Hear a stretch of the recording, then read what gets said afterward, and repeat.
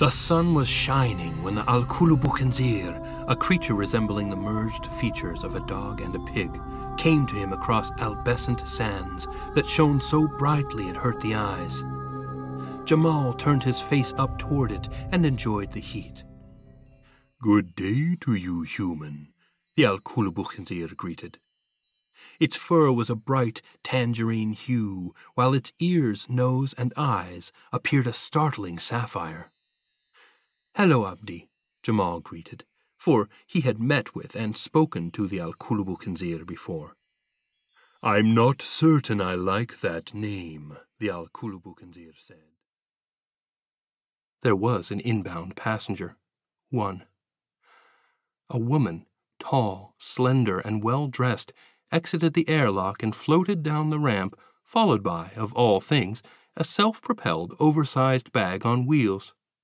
Just as Rob observed that it was hard to tell yet if she was sane, all at once the boarding cycle flashed, the gate released, and the queue spilled in a near frenzy toward the airlock.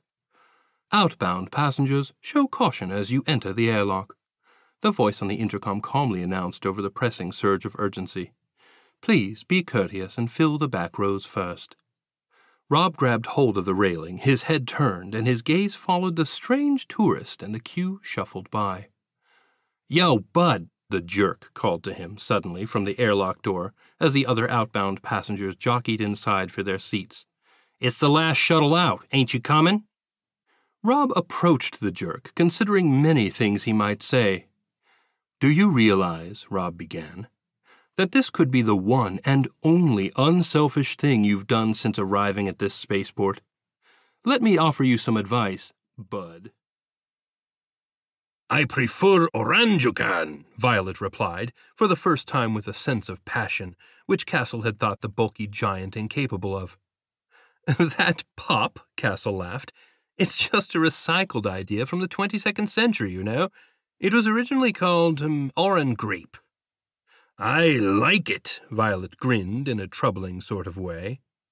Castle's bodyguard wasn't an individual with a face that suited smiling very well. Castle let it drop. That was when he got his first good look at the alien spacecraft.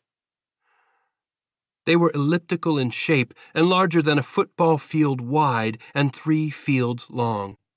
He was certain they must have had a curved top, but from where he stood it appeared the bottoms were completely flat and smooth, with not a single sign of motors, drives, or any means of propulsion.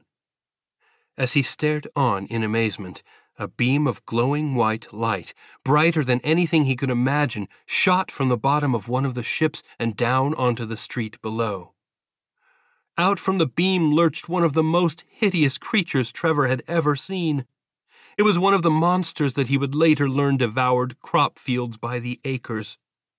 He wondered what was it doing in Center City, Philadelphia.